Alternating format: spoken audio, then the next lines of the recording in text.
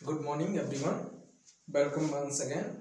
आज फिर से हम लोग जो क्वेश्चन सॉल्व कर चुके थे और क्वेश्चन नंबर हम लोग 15 तक सॉल्व कर चुके थे। 2019 का नीट का पेपर है और ये पूरा का पूरा पेपर टोटल एनसीईआरटी से आया हुआ है।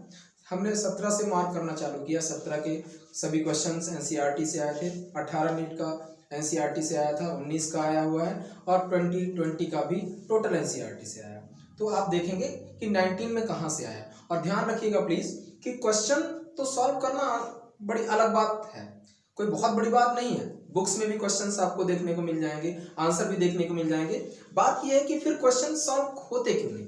क्वेश्चन सॉल्व इसलिए नहीं होते हैं कि आप लोग क्या है कि क्वेश्चन को पढ़ नहीं पाते, लैंग्वेज को नहीं पढ़ पाते। तो लैंग्वेज को समझना भी बहुत जरूरी है और लगभग कोशिश हम ये करेंगे कि चारों ऑप्शन को डिस्कस कर दें। तो उससे क्या है कि जो 45 क्वेश्चन है 45 के 4 और मल्टीप्लाई कर दें तो लगभग 180 क्वेश्चन आपके कॉन्सेप्ट क्लियर हो जाएंगे। तो उसको हम लोग देखते हैं। तो क्वेश्चन नंबर 16 से डायरेक्ट आज चालू करते हैं। तो इसको बढ़ा देते हैं हम लोग।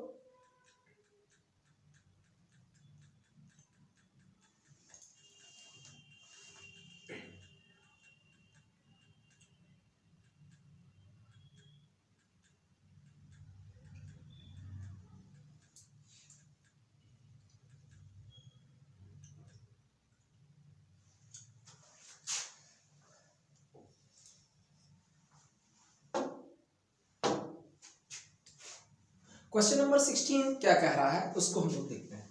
क्वेश्चन नंबर 16 कह रहा है enzyme that utilize ATP in phosphate transfer.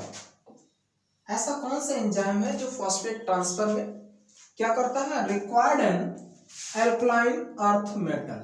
सबसे पहली बात हम समझते हैं कि एटीपी एंजाइम ऐसा कौन सा, इसका मतलब क्या है कि क्वेश्चन कह रहा है कि एटीपी में अगर हम फॉस्फेट ट्रांसफर करते हैं एटीपी से एडीपी, वहां पे कुछ ना कुछ एंजाइम यूज होता है। तो एंजाइम तो यूज करता है लेकिन एंजाइम के साथ साथ कुछ एडिशनल पैरामीटर भी, एडिशनल कंपाउंड भी इस्तेमाल करता है। तो जो एडिशनल कंपाउंड है उनको हम बोलते हैं को एंजाइम या को फैक्टर।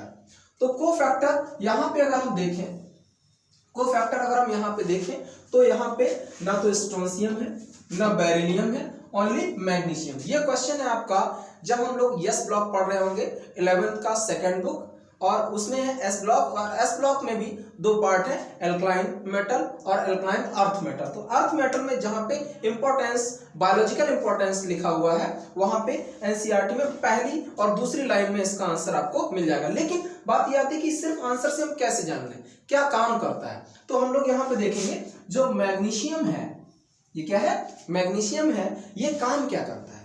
ये काम करता है, पहला काम है, यानी कि इसका वर्क क्या है।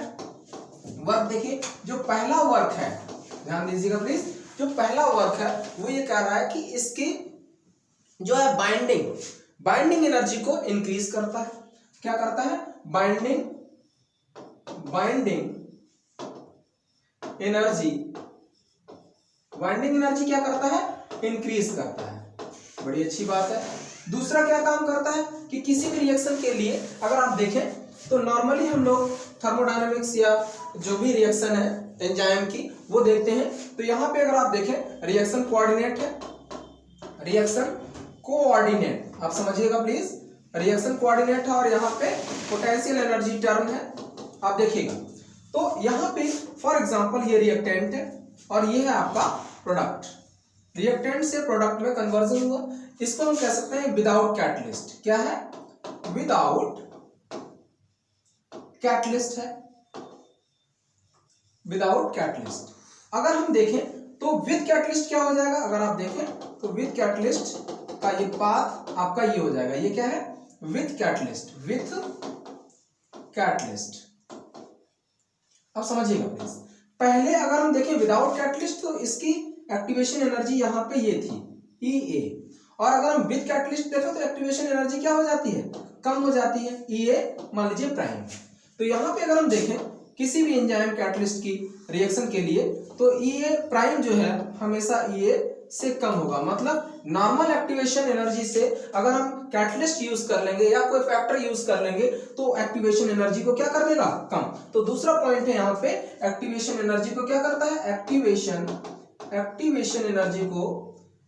एनर्जी वो को कर देता है क्या, कम कर देता है, लेस कर देता है। और हमें ये बहुत अच्छी तरीके से पता है कि अगर एक्टिवेशन एनर्जी को कम कर देगा तो रेट ऑफ रिएक्शन फास्ट हो जाएगा। कैसे हमें मालूम है, ये हम लोग केमिकल काइनेटिक्स में पढ़ते हैं। तो दो चीजें यहाँ पे समझ में आई। क्या करता है कि जो Mg है कोफैक्टर के लिए इस्तेमाल जो करते हैं वो एटीपी से एडीपी जो ट्रांसफर हो रहा है या फॉस्फेट को जो अलग कर रहा है, उसमें जो मैग्नीशियम है कोफैक्टर की तरह काम कर रहा है, वो उसका काम क्या है, उसका काम है कि वो एक्टिवेशन एनर्जी को कम कर देगा। और हमें मालूम है कि अगर एक्टिवेशन एनर्जी कम होगी तो रेट ऑफ रिएक्शन को वो फास्ट कर देगा, मतलब स्पॉन्टेनियस रिएक्शन की तरफ वो बढ़ जाएगा। यही तो हम चाहते हैं, ठीक है। तो इसका आंसर हो गया third is correct one. Okay, direct NCERT से चलिए इसको देखते हैं। नेक्स्ट क्वेश्चन है 17 नंबर। ये देखिए एनसीईआरटी का 15वां या 16वां क्वेश्चन है, periodic table and it's property का एक्सरसाइज का क्वेश्चन है ये। हालांकि थियरी में भी अंदर दिया है, लेकिन आप एक्सरसाइज देखेंगे तो डायरेक्ट आपको मिल जाएगा फर्स्ट ईयर का फर्स्ट बुक चैप्टर नंबर का 3 एटॉमिक स्ट्रक्चर के बाद। और उसमें एक्सरसाइज का 15वां क्वेश्चन दिया गया है, आप देख लीजिएगा, डायरेक्ट वही आंसर है। कैसे, हमें मालूम है कि फर्स्ट आयनाइजेशन एंथैल्पी, अब दिमाग में होना चाहिए आयनाइजेशन एंथैल्पी क्या है। आयनाइजेशन एंथैल्पी होता है कि कोई भी, देख लीजिएगा प्लीज, आयनाइजेशन एंथैल्पी क्या होता है, आयनाइजेशन एंथैल्पी होता है कि कोई भी आइसोलेटेड गैसियस एटम है, ध्यान दीजिएगा प्लीज, आइसोलेटेड गैसियस एटम है, क्या है, कोई भी आइसोलेटेड गैसियस एटम है, ध्यान दीजिएगा प्लीज। डेफिनेशन क्या है, आइसोलेटेड गैसियस एटम है और उस आइसोलेटेड गैसियस एटम के यहाँ पे इलेक्ट्रॉन्स रखे हुए हैं, क्या रखे हुए हैं, इलेक्ट्रॉन्स रखे हुए हैं। आउटरमोस्ट सेल से एक इलेक्ट्रॉन रिमूव करने के लिए जितनी एनर्जी की रिक्वायरमेंट होती है उसे हम कहते हैं आयनाइजेशन एंथैल्पी। क्या ये डेफिनेशन सही है? हाँ, आपको लग रहा होगा सही है, लेकिन थोड़ा सा और हम इसको करेक्ट करते हैं। नीट के अकॉर्डिंग तो ठीक है, लेकिन थोड़ा सा और अगर हम करेक्ट करें जेई वगैरह के लिए तो हम लोग देखेंगे कि आउटरमोस्ट सेल में तो इलेक्ट्रॉन बहुत सारे हैं। अब इनमें मान लीजिए ऑर्बिटल्स भी अलग अलग होंगे, सब सेल भी अलग अलग होंगे, तो उन सब सेल में भी जो सबसे लूजली बाउंडेड इलेक्ट्रॉन है उसको रिमूव करने के लिए जितनी एनर्जी की रिक्वायरमेंट है, that is known as ionization enthalpy. This is the correct definition of ionization enthalpy. तो देखिए ये किस पे डिपेंड करता है, ये डिपेंड करता है साइज छोटा होगा, जेड इफेक्टिव ज्यादा होगा और आयनाइजेशन एनर्जी ज्यादा होगा। एक तो पैरामीटर ये था। दूसरा पैरामीटर क्या था, दूसरा है इलेक्ट्रॉनिक कॉन्फ़िगरेशन। क्या इलेक्ट्रॉनिक कॉन्फ़िगरेशन। इलेक्ट्रॉनिक कॉन्फ़िगरेशन क्या कहता है कि अगर स्टेबल इलेक्ट्रॉनिक कॉन्फ़िगरेशन है तो, अगर स्टेबल इलेक्ट्रॉनिक कॉन्फ़िगरेशन है तो भी वहां से इलेक्ट्रॉन निकालना मुश्किल होगा। क्यों? क्योंकि स्टेबल इलेक्ट्रॉनिक कॉन्फ़िगरेशन को हमें एनर्जी ज्यादा देनी पड़ेगी। जैसे अगर हम देखें सिंपल वे में, lithium, beryllium, boron, carbon, nitrogen, oxygen, fluorine और नियोन, अगर आप देखें तो ऑर्डर कुछ ऐसा बढ़ता चला जाएगा, कुछ ऐसा बढ़ता चला जाएगा। अगर ऐसा होता तो ऑप्शन इनमें से कौन सा हो सकता था, lithium, beryllium, boron, carbon, oxygen, इसमें देखो वेरिएशन है, lithium, beryllium, boron, carbon, nitrogen, oxygen, fluorine, neon, तो आंसर ये होना चाहिए था। लेकिन आंसर ये नहीं है, क्योंकि आप सिर्फ एक फैक्टर को लेकर के डिसाइड नहीं कर सकते कि लेफ्ट टू राइट जा रहा है, साइज डिक्रीज कर रहा है तो आयनाइजेशन एनर्जी इंक्रीज करेगा, ये फैक्टर नहीं है। इसमें दूसरा फैक्टर जो हमने बताया वो भी आपको इनकॉर्पोरेट करना पड़ेगा। वो क्या है कि स्टेबल इलेक्ट्रॉनिक कॉन्फ़िगरेशन से इलेक्ट्रॉन निकालना मुश्किल होता है compare to unstable electronic configuration. तो वो पैरामीटर क्या होगा, जैसे अगर हम बेरिलियम के केस में देखें तो यहाँ पे 2s2 और बोरॉन के केस में देखें तो 2p1 इलेक्ट्रॉनिक कॉन्फ़िगरेशन है। तो 2s2 स्टेबल इलेक्ट्रॉनिक कॉन्फ़िगरेशन है और 2p1 अनस्टेबल इलेक्ट्रॉनिक कॉन्फ़िगरेशन, तो यहाँ का होना चाहिए बोरॉन का ज्यादा, लेकिन बेरिलियम का आयनाइजेशन एनर्जी ज्यादा होता है। तो आप इसको यहां से उल्टा ये सब हटा देते हैं, तो आंसर क्या हो जाएगा, अगर हम बेरिलियम के केस में देखें तो बेरिलियम का ज्यादा हो जाएगा और नाइट्रोजन के साथ भी ऐसा ही प्रॉब्लम आएगा। नाइट्रोजन में क्या हो जाएगा 2p3 और ऑक्सीजन के केस में देखें तो 2p 4। अब हमें मालूम है half filled orbital is more stable then greater than half filled और लेस देन हाफ फिल्ड। तो यहां से इलेक्ट्रॉन निकालना मुश्किल होगा कंपेयर टू दिस, तो इसलिए नाइट्रोजन का ज्यादा हो जाएगा आयनाइजेशन एनर्जी। तो थोड़ा सा अंतर होगा दो में, एक तो बेरिलियम के साथ और दूसरा नाइट्रोजन के साथ। अब आप देख लीजिएगा यहाँ पे क्या आंसर हो सकता है, तो देख लीजिएगा आंसर क्या हो जाएगा।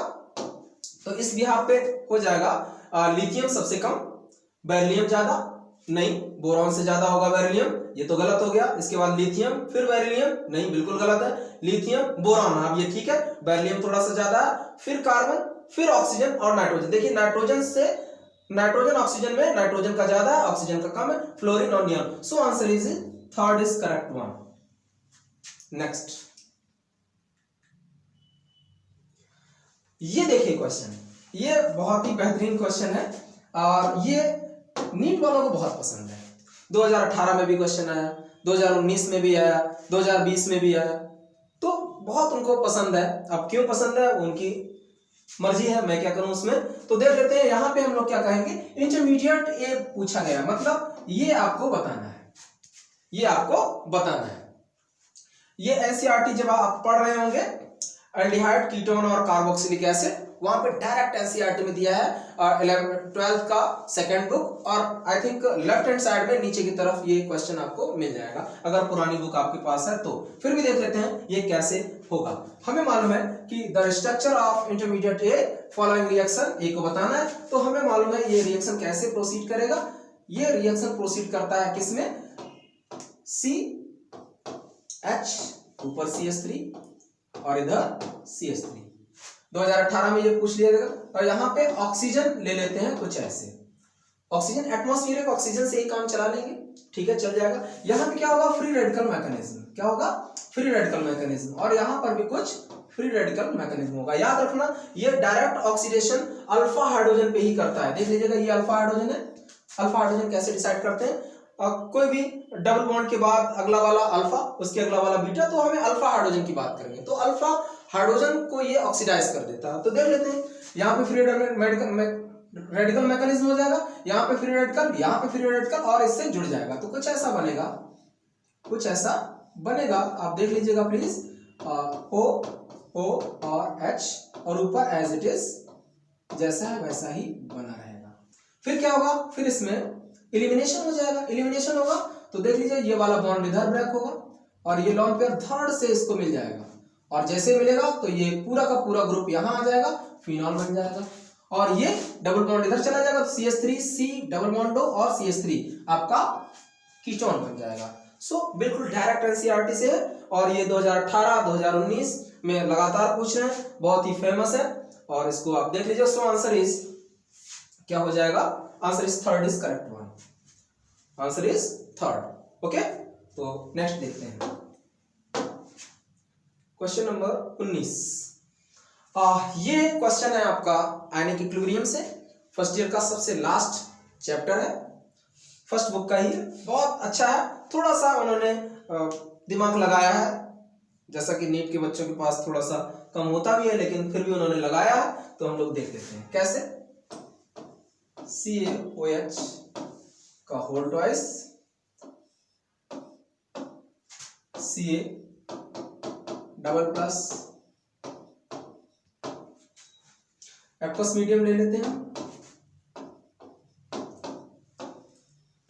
ये हमें निकालना क्या है, KSP निकालना है।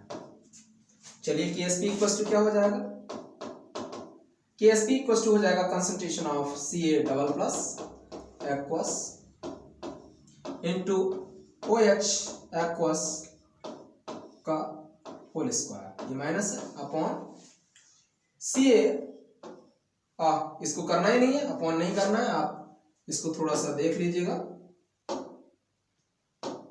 ये तो पूरा मिट गया। चलिए फिर से एक बार देख लेते हैं, CaOH का होल ट्वाइस एक्वस आयनाइज कर देंगे, Ca डबल प्लस एक्वस और OH माइनस एक्वस। ध्यान दीजिएगा प्लीज। KSP निकालने के लिए हम लोग क्या करते हैं, KSP सॉल्वेटिव प्रोडक्ट या आयनिक प्रोडक्ट, ये हो जाएगा यहाँ पे 2, ये हो जाएगा Ca डबल प्लस एक्वस और इंटू OH माइनस एक्वस का होल स्क्वायर। अब हमें Ca का कंसंट्रेशन और OH का कंसंट्रेशन कुछ भी नहीं दिया है। अच्छा तो लगाएंगे कैसे? हाँ थोड़ा सा एक अलग डेटा दिया है उसका यूज करेंगे। क्या करेंगे? जो हम लोगों को थोड़ा सा डेटा दिया है और थोड़ा सा जो दिमाग दिया गया है उसका इस्तेमाल करके हम OH का कंसंट्रेशन निकाल सकते हैं। कैसे? हमें मालूम है कि pH दिया गया है। क्या दिया गया है? pH दिया गया है 9। तो यहां से कंसंट्रेशन ऑफ H प्लस निकाल सकते हैं। क्या होता है? 10 to the power minus pH, तो ये हो जाएगा 10 टू द पावर माइनस 9। बोलो ये हो जाएगा। अब हम यहां से OH का कंसंट्रेशन निकालें। बोलो जी क्या निकालें? OH का, या हम ऐसा करें कि pH तो यहाँ पे दिया ही गया है, डायरेक्ट हम लोग एक चीज और भी निकाल सकते हैं। डायरेक्ट हम लोग निकाल सकते हैं क्या? POH। एक तो ऐसे भी निकाल सकते हैं। तो POH इक्वल टू क्या हो जाएगा? 14 माइनस pH, तो ये हो जाएगा 14 माइनस का 9, ये आ जाएगा 5। ये क्या आ जाएगा? ये आ जाएगा 5। ठीक है। अब यहां से हम OH का कंसंट्रेशन निकालना चाहें तो निकल आएगा।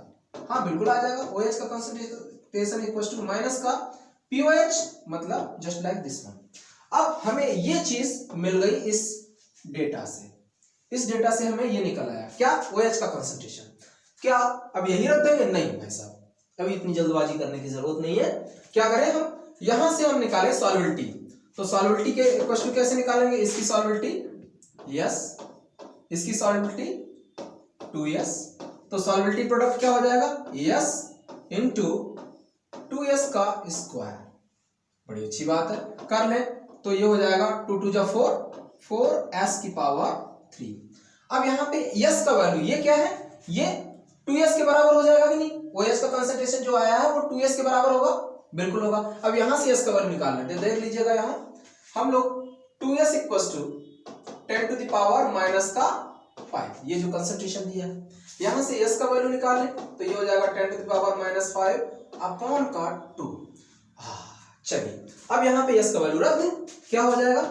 4 इंटू s का वैल्यू कितना है? 10 to the power minus 5 upon 2, और इसका क्या है भाई साहब? क्यूब है।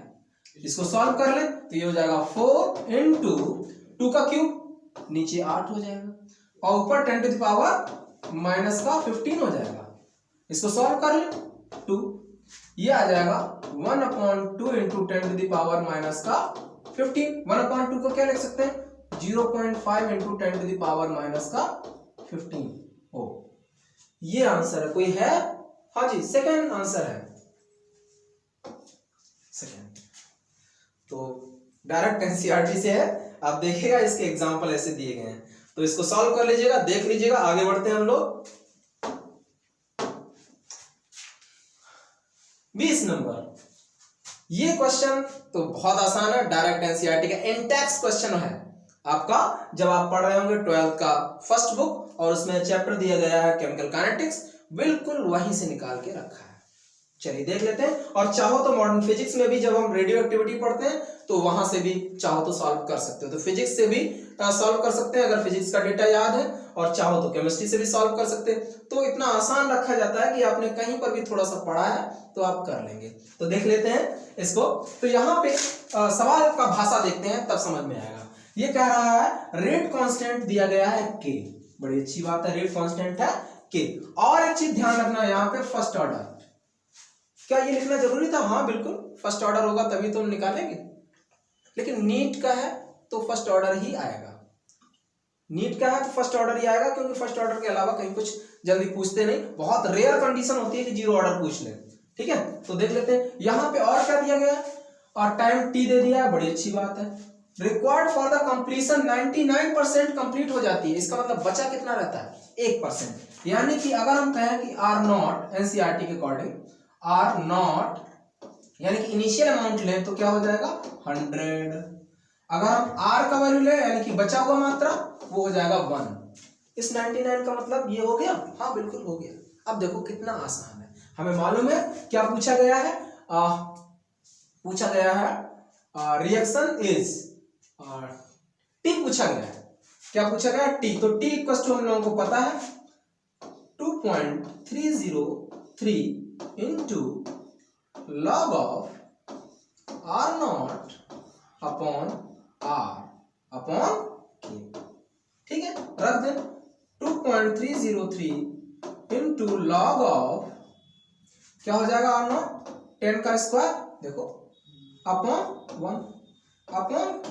इसको सॉल्व कर ले तो 2.303 अपॉन K और ये क्या हो जाएगा log 10 to power minus plus का 2 है, प्लस का 2 है, इसको गड़बड़ हो गया है, चलिए यहाँ पे 2 मान लेते हैं पूरा, ठीक है 2 है और माइनस का log m अपॉन n और फॉर्मूला लगा दें log 1 का वैल्यू होता है 0 और ये log आगे आ जाएगा तो ये हो जाएगा 2.303 इंटू ये 2 आगे आ जाएगा log 10 अपॉन K और log 10 का वैल्यू भी होता है 1 तो 2 से सिर्फ मल्टीप्लिकेशन करना है तो मल्टीप्लिकेशन कर दिए 2 3 6 फिर 0 में मल्टीप्लाई करेंगे 0 फिर 6.4 अपॉन K तो ये आ जाएगा T equals to this one. तो देख लीजिए आंसर कौन सा है। So answer is fourth is correct one. आप देखिएगा so fourth is correct one. बिल्कुल आसान है, स्ट्रेट फॉरवर्ड है। और अगर यही चीज मान लीजिए आपको दिमाग में आ रहा होगा कि फिजिक्स मॉडर्न फिजिक्स से कैसे करेंगे तो उसमें बिल्कुल आसान है। इसकी जगह पे n 0 इस्तेमाल करते हैं और इसकी जगह पे n इस्तेमाल करते हैं। अगर आपने मॉडर्न फिजिक्स पढ़ रखा है तो वहां पे सिर्फ इतना चेंज आता है। ओके तो बात वही है, सॉल्व करना है तो चाहे फिजिक्स के अकॉर्डिंग कर दीजिए चाहे केमिस्ट्री के अकॉर्डिंग कर दीजिए। सो answer is fourth is correct one. Okay next question देखते हैं 21। ये बिल्कुल बहुत ही बेहतरीन क्वेश्चन, बिल्कुल इजीएस्ट क्वेश्चन है आपका मोल कॉन्सेप्ट का और ये Gay Lussac's law of gaseous volume का क्वेश्चन है। किसका है? Gay Lussac's law of gaseous volume का क्वेश्चन है। देख लेते हैं। सबसे पहले the number of moles of hydrogen molecule okay required, लो जी रिक्वायर्ड को भी ले लें, यानी कि hydrogen molecule number of moles पूछा गया है, यानी कि पूछा क्या गया है number of moles of hydrogen पूछा गया है। किसके लिए पूछा गया है देख लेते हैं। प्रोड्यूस 20 मोल अमोनिया, 20 मोल अमोनिया किसके? Haber process. और याद रखना 2019 में हैबर प्रोसेस को लेकर के लगभग 3 क्वेश्चन पूछे गए हैं, उसी से रिलेटेड 3 क्वेश्चन पूछे गए हैं हैबर प्रोसेस। तो बहुत आसान पेपर था और आसानी आता है नीट में, तो एनसीईआरटी पढ़ते रहिएगा। देखते हैं कैसे। हैबर प्रोसेस हमें मालूम है nitrogen gas plus 3 hydrogen gas और यहाँ पे कैटलिस्ट ले लेते हैं, टेम्परेचर ले लेते हैं और प्रेशर वो अलग बात है, हमें जो निकालना है वो बता रहे हैं 2NH3 और गैस। ठीक है, जब सभी गैस है Gay Lussac's law of gaseous volume लगा सकते हैं। क्या हमें मालूम है अकॉर्डिंग टू गैलोसियस तो गैलोसियस क्या कहते हैं भाई साहब? वैसे तो वॉल्यूम के अकॉर्डिंग दिया लेकिन नंबर ऑफ मोल्स में भी निकाल सकते हैं। इस इक्वेशन में हमें मालूम है 1 मोल नाइट्रोजन अगर रिएक्ट करेगा तब 3 मोल हाइड्रोजन रिएक्ट करेगा, 3 मोल हाइड्रोजन रिएक्ट करेगा तब 2 मोल अमोनिया बनेगा। क्या बनेगा भाई साहब? 2 मोल अमोनिया बनेगा। ठीक, इन्होंने कहा कि 20 मोल अमोनिया बनाना है तो बना दे, इसमें 10 से गुणा कर दे। बोलो भाई, अगर 10 से गुणा कर देंगे तो ये 20 मोल हो जाएगा। बोलो भाई, तो यहां पर भी 10 से गुणा करना पड़ेगा। लो जी 10 से गुणा कर दो तो 30 मोल हाइड्रोजन हो गया। तो आंसर तो आ गया जी, 30 मोल हाइड्रोजन की जरूरत पड़ी। मान लीजिए अगर पूछ ले नाइट्रोजन के कितने मोल की जरूरत पड़ेगी, जब इसमें 10 से गुणा किया इसमें 10 से गुणा किया तो यहां पर भी ऐसा 10 से गुणा कर दो, क्या हो जाएगा? 10 मोल नाइट्रोजन आपको जरूरत पड़ेगी। कितना? 20 मोल बनाने के लिए। बिल्कुल इजीएस्ट क्वेश्चन था, एकदम सिंपल। तो देख लेते हैं next question. So answer is fourth. Next 22। और ये क्वेश्चन तो बहुत ही आसान क्वेश्चन है और ये है आपका जब आप पढ़ रहे होंगे हाइड्रोकार्बन आपको पढ़ने को मिलता है फर्स्ट ईयर का second book chapter number 2 last. वहां पे 3 टाइप के हाइड्रोकार्बन पढ़ने को मिलते हैं, एल्केन, एल्कीन, एल्काइन और एरोमेटिक हाइड्रोकार्बन। तो एरोमेटिक हाइड्रोकार्बन में जब आप देखेंगे तो अगर पुरानी बुक है तो लेफ्ट हैंड साइड पे ये रिएक्शन आपको मिल जाएगा, फ्रीडल-क्राफ्ट एल्काइलेशन, फ्रीडल-क्राफ्ट एसाइलेशन, और ये है फ्रीडल-क्राफ्ट हैलोजिनेशन। तो अब देखते हैं यहां पे क्वेश्चन क्या कह रहा है, देखिएगा क्वेश्चन कह रहा है among the following proceed through the electrophilic substitution. पहली बात सब्स्टिट्यूशन इसमें देखें तो यहाँ पे बॉन्ड टूट रहा है और बॉन्ड बनना, ये तो एडिशन है, ये तो पहले ही गलत हो गया, ये भी एनसीईआरटी का ही है। अगर पुरानी बुक है तो आप राइट हैंड साइड में देखेंगे तो ये आपको मिल जाएगा। चलिए ठीक है, ये तो आंसर हो नहीं सकता, ये तो है एडिशन। अगर यहाँ पे देखें OH हट रहा है और Cl यहाँ पे जुड़ रहा है, OH माइनस हटा और Cl माइनस जुड़ा, इसका मतलब क्या है कि यहाँ पे प्लस चार्ज आ जाएगा, बोलो भाई, और यहाँ पे Cl माइनस वाला जुड़ेगा। इसका मतलब क्या है कि OH माइनस हटा और Cl माइनस जुड़ने का मतलब है कि सब्स्टिट्यूशन हो रहा है। क्या हो रहा है? सब्स्टिट्यूशन हो रहा है। चलिए एक चीज तो हमें मिल गई, सब्स्टिट्यूशन होगा। फिर ये कह रहे हैं यहाँ पे Cl माइनस जुड़ रहा है, इसका मतलब क्या है, ये है न्यूक्लियोफाइल। Cl माइनस क्या है? न्यूक्लियोफाइल, तभी तो प्लस पे अटैक कर रहा है। तो ये है न्यूक्लियोफिलिक सब्स्टिट्यूशन रिएक्शन। ये तो आंसर हो गया जी का। फिर इसमें देखते हैं ये कहां पे रिएक्शन लिखी हुई है। हाँ, ये लिखी हुई है आपका 12th का second book chapter number 1 alkyl halide, aryl halide, और उसमें एक नेम रिएक्शन है सैंडमेयर रिएक्शन। अच्छा, वहां पे ये इसका जिक्र मिलता है। उसके बाद एक जगह और इसका जिक्र मिलता है, जब आप पढ़ रहे होंगे अमाइंस, वहां पर भी इसका जिक्र मिल जाता है। चलिए, तो यहां से क्या है, Cl हटा और यहां से Cl जुड़ा और नाइट्रोजन यहां से हटा। जैसे ये हटा यहां पे प्लस चार्ज आएगा और Cl जुड़ा, इसका मतलब प्लस 4 पे आके Cl माइनस जुड़ रहा है। ये भी आपका हो गया nucleophilic substitution reaction. So this is incorrect. Answer है ये क्या करेगा, इसको थोड़ा सा समझ लेते हैं।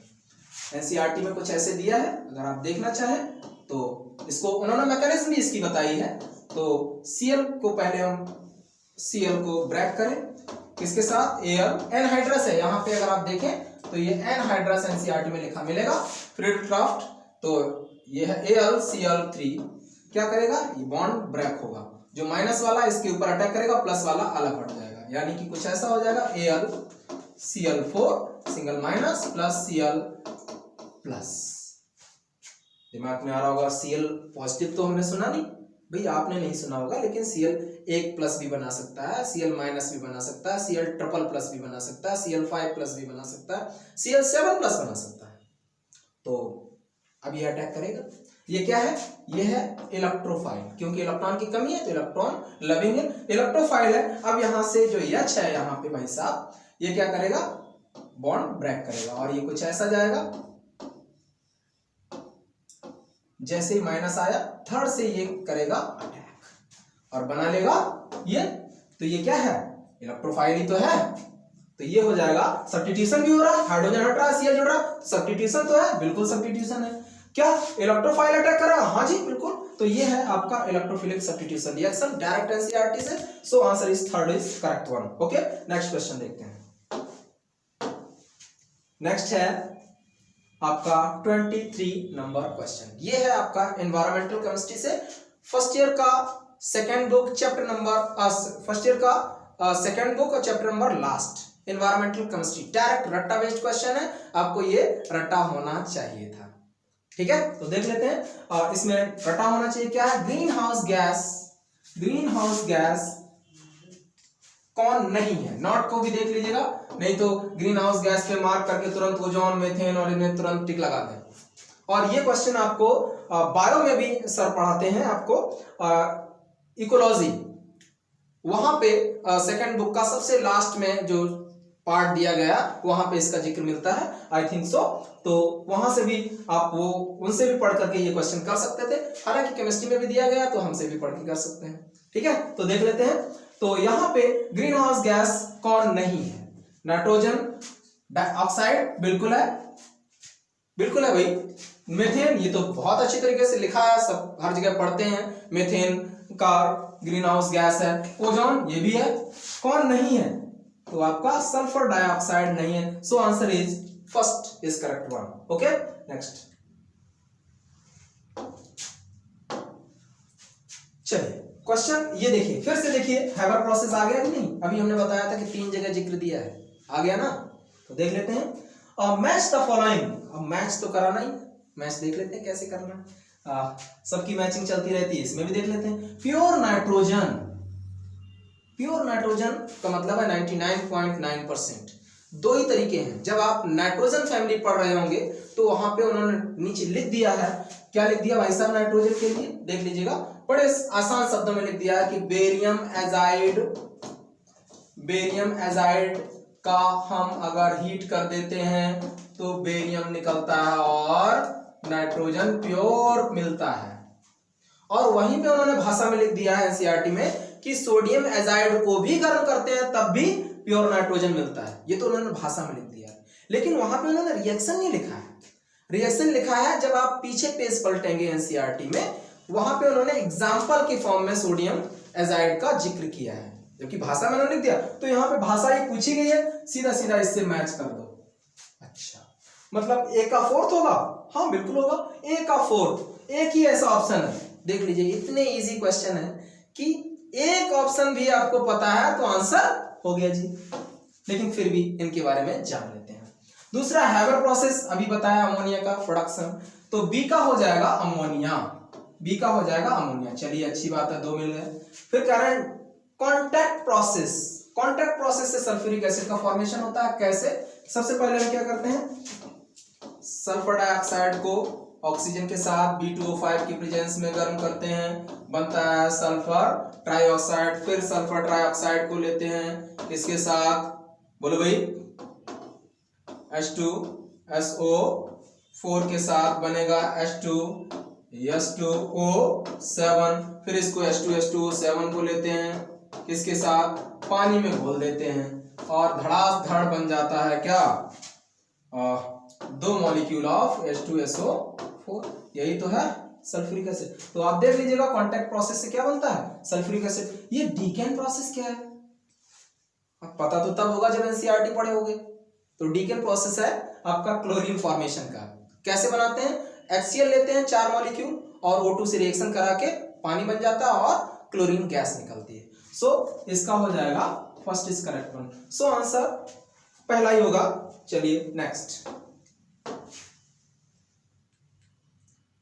नेक्स्ट है आपका 25 नंबर क्वेश्चन। ये तो बहुत आसान क्वेश्चन है, इलेक्ट्रोकेमिस्ट्री का है, बहुत आसान क्वेश्चन है, फिजिकल का है। देख लेते हैं इसको कैसे। स्टैंडर्ड इलेक्ट्रोड पोटेंशियल भाई साहब ने दे रखा है, टेम्परेचर भी भाई साहब ने दे रखा है, और क्या करा, equilibrium constant of cell reaction के लिए, इसके लिए इक्विलिब्रियम कांस्टेंट का वैल्यू पूछा गया, मतलब Kc का वैल्यू पूछा गया है। अच्छी बात है, और ये वैल्यू इन्होंने दे रखी है। ठीक, हमें एक चीज पता है, क्या पता है? बोलिए भाई। हम लोगों को एक चीज पता है कि, अच्छा दिया क्या है, ओके, ये वैल्यू दे रखी है। ये हम लोगों को पता है कि del G involving the this equilibrium constant.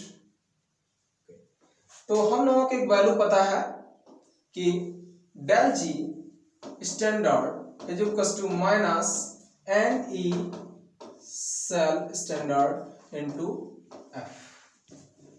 ठीक, और एक फॉर्मूला हमें ये भी पता है कि del G standard is equal to minus RT, sorry minus का RT, और इसमें 2.303 से मल्टीप्लाई कर दें, 2.303 से मल्टीप्लाई कर दें, और log ऑफ 10 बेस और Kc, इक्विलिब्रियम कांस्टेंट, ठीक है, Kc। जब दोनों ही इसके बराबर है तो ये भी तो आपस में बराबर हो जाएंगे, कर दे बराबर जी। तो इन दोनों को बराबर करेंगे तो माइनस का, समझिएगा बिल्कुल आसान है, माइनस का NE cell standard into F is equal to minus का RT into 2.303 log of 10 base Kc।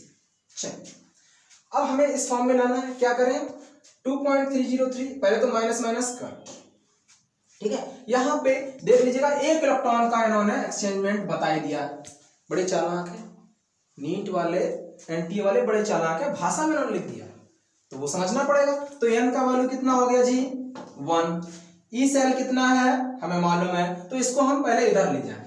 क्या करें, इसको इधर ले जाएं। तो देख लीजिएगा, या इसको हम इधर ले आए, तो दोनों ही काम है, या तो हम इसको इधर ले जाएं या इसको हम इधर ले आए। तो देख लीजिएगा, हम इसको इधर ले जा रहे हैं, इसको इधर ले आ रहे हैं, तो ये हो जाएगा 1/log10 kc, 1/log10 kc is equal to, इधर है RT ओके इनटू 2.303 अपॉन, ये क्या हो जाएगा, F को इधर ले जाए, F को इधर ले जाए, तो F और इनटू क्या हो जाएगा E सेल स्टैंडर्ड।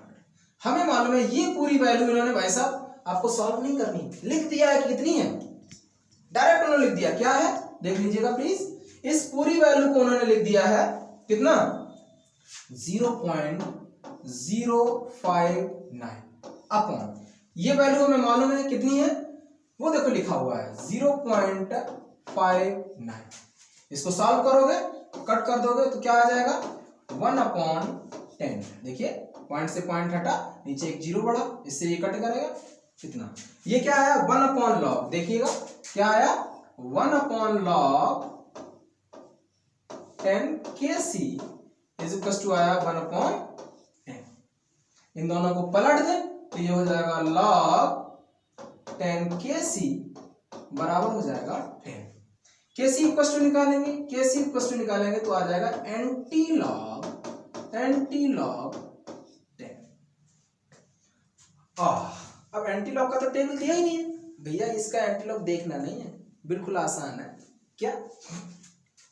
तो इसको कैसे करेंगे हम लोग, इसको हम लोग एंटी लॉग देखेंगे तो ये हो जाएगा 10 टू दी पावर, देखिए इसको हम पॉइंट ऐसे 0 लिख सकते हैं, तो हमें मालूम है पॉइंट के आगे जितनी डिजिट होती है वो उसको 10 की पावर में चढ़ा देते हैं, तो 10 टू दी पावर 10 हमने चढ़ा दिया, और 0 को देखेंगे तो उसमें 0 आएगा, काम खत्म। तो 10 टू पावर 10 आंसर आ गया केसी का। अच्छा इसमें कौन सा है, हाँ ये देखो चालाक है, 1.0 इंटू 10 पावर 10 लिख दिया, बात तो वही है, बिल्कुल आसान। ठीक है, तो आसान है बहुत ही, इसको बस घबराना नहीं है। नेक्स्ट क्वेश्चन है 26 तो बिल्कुल आसान है, बिल्कुल ही आसान है। देख लीजिएगा क्या कह रहा है, डिफिकल्ट टू प्रोटोनेट। तो पहले तो हमें पता होना चाहिए कि प्रोटोनेट का मतलब क्या है। प्रोटोनेट का मतलब है कि अगर हम इसको पानी में सबको डाल दें, इसको डाल दें, इसको सबको डाल दें, और कौन प्रोटॉन को एक्सेप्ट कर ले, प्रोटॉन को कौन जोड़ लेगा। अब जाहिर सी बात, प्रोटॉन क्या होता है, प्रोटॉन होता है भाई साहब ये, इसके पास इलेक्ट्रॉन की कमी है, इसका मतलब है कौन अपना लोन पेयर इसको दे देगा, वही तो जोड़ पाएगा। तो देख लेते हैं, सबसे पहले अगर हम देखें तो इसके पास भी लोन पेयर है, इसके पास भी लोन पेयर है, इसके पास भी लोन पेयर है, और इसके पास भी लोन पेयर। देना तो सब चाहता है, तो क्या सब जोड़ लेगा, नहीं, तो फिर क्वेश्चन ही गलत हो जाएगा। ये कह रहा है कि कौन नहीं जोड़ सकता, कौन डिफिकल्टी से जोड़ सकता है। तो देख लेते हैं, सबसे पहले अगर हम इसको देखें तो कुछ ये क्या है, ये आप देखना चाहें तो डायरेक्ट एनसीईआरटी से है। जब आप अल्कोहल ईथर फिनॉल पढ़ रहे होंगे, और जैसे ही फिनॉल का पहली लाइन पढ़ते हैं, उस पहली लाइन से ये क्वेश्चन है। क्या है, फिनॉल के बारे में कुछ ऐसा बोला जाता है भाई साहब, ये है फिनॉल जी, ये फिनॉल है। हमें बोला जाता है कि फिनॉल क्या है, फिनॉल है, इसका नाम है कार्बोलिक एसिड। क्या है, कार्बोलिक एसिड। अब ये एसिड है, इसका मतलब H+ देगा, H+ लेगा नहीं, तब तो ठीक है। तो H+ देगा, लेगा नहीं, इसका मतलब यही ऐसा है जो आसानी से H+ लेगा ही नहीं। तो आंसर तो हो गया, लेकिन फिर भी थोड़ा सा लॉजिक समझ लेते हैं। लॉजिक क्या है कि इसका जो लोन पेयर है वो रिजोनेंस में पार्टिसिपेट कर जाएगा, और जब रिजोनेंस में पार्टिसिपेट कर जाएगा, यहाँ पे नेगेटिव चार्ज, यहाँ पे नेगेटिव चार्ज, यहाँ पे नेगेटिव चार्ज, तब जब इसके पास लोन पेयर है ही नहीं देने के लिए, तो ये अपना लोन पेयर इसको देगा कैसे, जबकि इनके पास क्या है, ये तो आसानी से दे सकता है। इसके पास देखें तो यहाँ पे तो प्लस आई इफेक्ट लग रहा है, ये तो और आसानी से दे सकता है, प्रोटोनेट और आसानी से हो जाएगा, और यहाँ पे क्या है, 2 प्लस आई इफेक्ट लग रहा है, तब तो बहुत तेजी से प्रोटोनेट हो जाएगा। तो सबसे ज्यादा प्रोटोनेट ये होगा, उसके बाद ये, उसके बाद ये होने से रहा। क्यों, क्योंकि हमने एनसीईआरटी पढ़ रखी है, उसमें कहा गया है कि भाई साहब ये है एसिड। ठीक है, तो और दूसरा लोन पेयर का कॉन्सेप्ट भी हमें पता है कि वो डिलोकलाइजेशन कर जाता है, रेजोनेंस में पार्टिसिपेट कर जाता है। ओके, तो आंसर हो जाएगा first is correct one. Okay, next next अगर हम देखें 27 नंबर, ये है आप बहु principle structure of atom, first year का फर्स्ट बुक, चैप्टर नंबर 2 देख लेते हैं। बिल्कुल स्ट्रेट फॉरवर्ड है। इसमें हम लोगों को अरेंज करना है, क्या है, ऑर्डर ऑफ डिक्रीजिंग एनर्जी। ध्यान दीजिएगा प्लीज, डिक्रीजिंग एनर्जी। तो सबसे पहले हम लिख लेते हैं 4d 5p फिर 5f और 6p। चाहो तो आप वो प्रिंसिपल बना लें, उसके अकॉर्डिंग हम लोग देख सकते हैं। चाहो तो n+l रूल कर लेते हैं। तो n+l क्या कहता है, n+l निकालते हैं। n+l, n के लिए इसका 4 और l, d के लिए एजीमुथल क्वांटम नंबर 2, ये हो जाएगा 6। इसके लिए देखें 5 + 1 l का वैल्यू, ये हो जाएगा 6। इसके लिए देखें 5 + l का वैल्यू f के लिए होता है 3, ये हो जाएगा आपका 8। इसके लिए देखें 6 + p के लिए 1, ये हो जाएगा 7। दो चीजें समझ में आ गई कि जिसका n+l का वैल्यू ज्यादा उसकी एनर्जी ज्यादा। मतलब 5f तो सबसे क्या है, डिक्रीजिंग ऑर्डर में है। 5f सबसे पहले लिखा होगा। 5f सबसे पहले कौन लिखा, इसमें लिखा है और इसमें लिखा, यानी कि दो आंसर तो पहले ही गलत हो गए। उसके बाद अब देखें 5f के बाद 6p भी यहां पर भी लिखा और यहां पर भी। हाँ, मतलब एनटीए वालों ने दिमाग लगा दिया, 2019 के पेपर में थोड़ा सा दिमाग लगा दिया। चलिए तो हम लोग आगे चेक कर लेते हैं। इन दोनों में देखें, हमें मालूम है कि जब n+l का वैल्यू बराबर आता है तब उसमें एनर्जी उसकी ज्यादा होती है जहां पे n का वैल्यू ज्यादा हो। इसका मतलब क्या है, सबसे ज्यादा एनर्जी इसकी, उसके बाद इसकी, उसके बाद इसकी और सबसे कम इसकी। तो देख लीजिएगा, सबसे कम 4d, second is correct answer. Next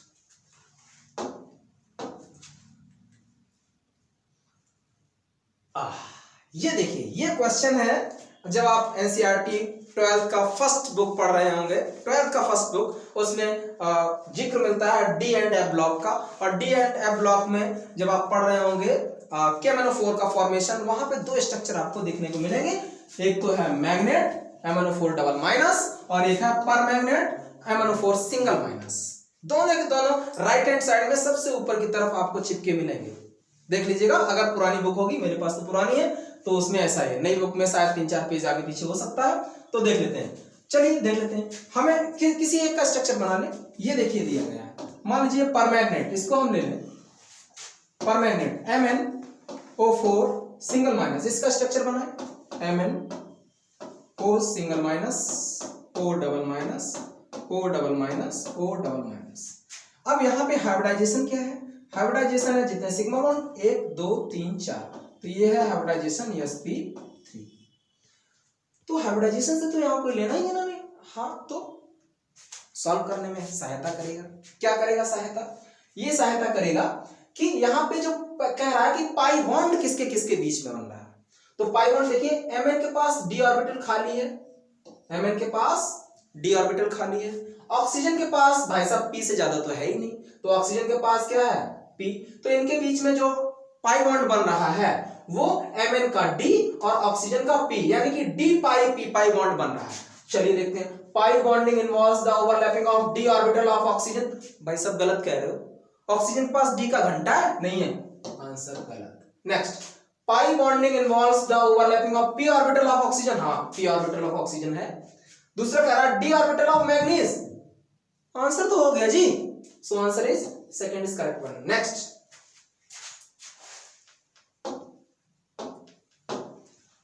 next 29, ये तो नीट का कुछ बेहतरीन क्वेश्चन कह सकते हैं, जो कि एनसीईआरटी फर्स्ट ईयर का सेकेंड बुक हाइड्रोकार्बन की एक्सरसाइज का शायद 11वां या 12वां क्वेश्चन है, वो सेम टू, लेकिन उसमें भी थोड़ा सा इन्होंने उसको अप्लाइड कर दिया है। तो देख लेते हैं इसको हम लोग कैसे सॉल्व करेंगे। पहले क्वेश्चन की भाषा को समझिए। ये लगभग मेरे अंदाज से नीट के लिए बेहतर क्वेश्चन कह सकते हैं। पूरे 2019 में थोड़ा सा बेहतर क्वेश्चन अगर हम कहें तो इसको हम कहेंगे क्या है, इसको देख लेते हैं। कॉन्सेप्ट के अंदर थोड़ा सा उन्होंने कॉन्सेप्ट लगाया है, तो इसमें 1 से 2 मिनट बच्चे को लग सकता है। तो देख लेते हैं क्या है क्वेश्चन। सबसे पहली बात कह रहा है कि एल्कीन है कोई ए, क्या है, एल्कीन है कोई ए, वो क्या कर रहा है, ओजोनोलिसिस कर रहा है। किसकी प्रेजेंस में? Zn और H2O की प्रेजेंस में। फिर दे रहा है प्रोपेनॉन, समझिएगा क्वेश्चन इतना आसान नहीं है, प्रोपेनॉन, और दे रहा है एथेनॉल। अच्छा, इन इक्विमोलर यानी कि समान मात्रा में। देखिएगा सवाल को, देखिए कितना इन्होंने अच्छा क्वेश्चन बनाया है। फिर कह रहे हैं कि अगर हम उसी, पहले तो हम ये देखें कि ये और ये बनाने वाला एल्कीन कौन होगा, पहले तो ये समझे। और अगर जब हम पता कर लें कि एल्कीन ये है, तब उसमें हम रिएक्शन कराएं HCl की, और तब जब HCl की रिएक्शन कराएंगे तब B बनेगा, और जब B बनेगा तो उसके बारे में बताना है कि भाई साहब B क्या है। अच्छा, ये पूछ रहा है, पूछ तो फिलहाल यही रहा है, देख लेते हैं क्या है। देखिए सबसे पहले हम यहाँ पे आते हैं। जब हम इस टाइप के क्वेश्चन पढ़ाते हैं ओजोन एनालिसिस, तो हम हमेशा पीछे से इधर की तरफ बढ़ते हैं, क्योंकि आगे आप सोचेंगे तो फिर आपको थोड़ा सा और ज्यादा टाइम लगेगा, और हो सकता है क्वेश्चन गलत जाने की प्रोबेबिलिटी बहुत ज्यादा है। तो हम लोग पीछे से एक की तरफ बढ़ेंगे, प्रोडक्ट से इधर आएंगे, और फिर इसको फाइंड आउट करने के बाद फिर HCl से रिएक्शन कराएंगे। तो देख लेते हैं। तो सबसे पहले क्या है कि एथेनॉल बन रहा है और प्रोपेनॉन। तो देख लेते हैं भाई साहब, हम यहाँ पे एथेनॉल बना लें, CH3, ये है एथेनॉल। प्रोपेनॉन, प्रोपेनॉन भी बना लें, क्या है CH3, C double bond O CH3। ये बने, ये कब बने होंगे? देखना, जब Zn और H2O लिया होगा, और ये कुछ ऐसा रहा होगा, देख लीजिएगा please, CH3 O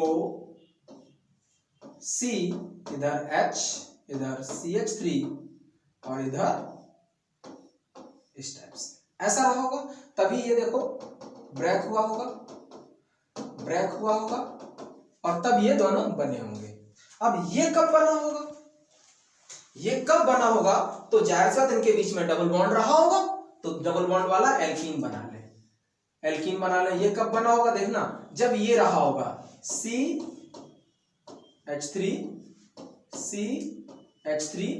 double bond C, और एक तरफ H और एक तरफ CH3। जब ये रहा होगा तब हमने ओजोन से रिएक्शन कराई होगी, तब ये बना होगा। यानी कि हमने A निकाल लिया कि क्या था, और जब A निकल आया, अब हमारा दूसरा काम आता है।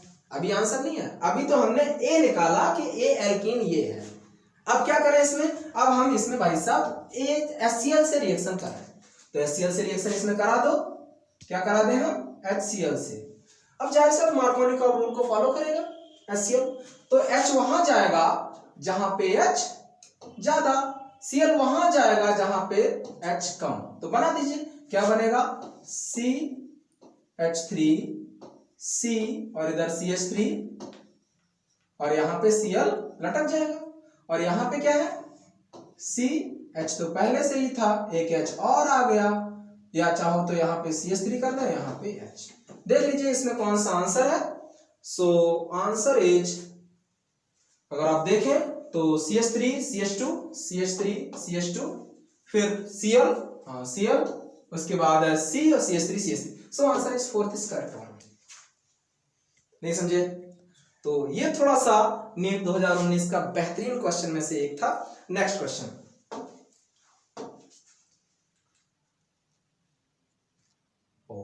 नेक्स्ट क्वेश्चन है आपका, ये आपका डायरेक्ट, जब आप पढ़ रहे होंगे सरफेस केमिस्ट्री, क्या पढ़ रहे होंगे? सरफेस केमिस्ट्री पढ़ रहे होंगे। सरफेस केमिस्ट्री में निगेटिव सॉल्ट का फॉर्मेशन पढ़ रहे होते हैं। निगेटिव सॉल्ट का फॉर्मेशन जब पढ़ रहे होते हैं, वहां पे ये डायरेक्ट राइट हैंड साइड में पुरानी बुक में बीचों बीच में लिखा हुआ है। तो इसका कॉन्सेप्ट क्या है? ये तो था एनसीईआरटी की बात है, डायरेक्ट वहीं से आया, लेकिन कॉन्सेप्ट क्या है कि जब KI का जो मिली इक्विवेलेंट है, KI का मात्रा अगर ज्यादा है तो निगेटिव सॉल्ट का फॉर्मेशन करता है। तो मल्टीप्लाई करके देख लें। पहले में देखो, इन दोनों का मल्टीप्लाई करें तो आ जाएगा, बोलो 5.0 आ जाएगा। इन दोनों का मल्टीप्लाई करें तो आ जाएगा 5.0, बोलो। तो ये KI भी उतना ही है और AgNO3 भी उतना ही है, तो यहाँ पे कुछ भी नहीं होने वाला। इसके बाद देखें इन दोनों का मल्टीप्लिकेशन, इन दोनों का मल्टीप्लिकेशन करेंगे तो आ जाएगा 50 इन दोनों का मल्टीप्लिकेशन करेंगे तो आ जाएगा 75 आ जाएगा। यानी कि ये KI ज्यादा है कि नहीं, जब KI ज्यादा है तो नेगेटिव सॉल्व का फॉर्मेशन कर सकता है जो वहां पे लिखा हुआ है। सबसे पहले तो सॉल्व को पहचानना पता हो, अगर मान लीजिए नहीं पहचानना पता तो भाई साहब इन्होंने लिख भी रखा है, देख लो नेगेटिव सॉल्व। तो नीट वाले हैं बहुत आसान क्वेश्चन बना देते हैं। तो देख लेते हैं इसको, अगला इसका इसमें मल्टीप्लिकेशन करें तो यह आ जाएगा 50, इसमें मल्टीप्लिकेशन करें तो यह आ जाएगा 100। बोलो भाई क्या आई, तो क्या ये इसको नेगेटिव सॉल्व नहीं बना सकता? अवश्य बना सकता है, ये भी आंसर हो गया। इसमें देखें इसका मल्टीप्लिकेशन 100, इसका मल्टीप्लिकेशन 75, बोलो तो ये तो बनाएगा ही नहीं, गलत। दो आंसर, क्या बात कर रहे हो? हाँ बात तो मैं सही कर रहा हूं। अब एनटीए ने दो आंसर दिए भी थे तो दोनों आंसर है, लेकिन अगर एक ही चूज करना हो तो ये वाला चूज करेंगे क्योंकि इसमें ज्यादा KI है। लेकिन 2019 का एनटीए का आंसर की में दोनों ही आंसर सही माने गए, so both are correct one. नहीं समझे? बोनस मिला होगा। ओके, तो आज के लिए फिर इतना ही। 30 क्वेश्चन डिस्कस हो गए। नेक्स्ट एपिसोड में हम लोग फिर से मिलेंगे 31 to 45 क्वेश्चन। और तब तक के लिए नमस्कार। आप लोग मस्त रहिए, व्यस्त रहिए, पढ़ाई में व्यस्त रहिए। Okay, thank you for cooperation.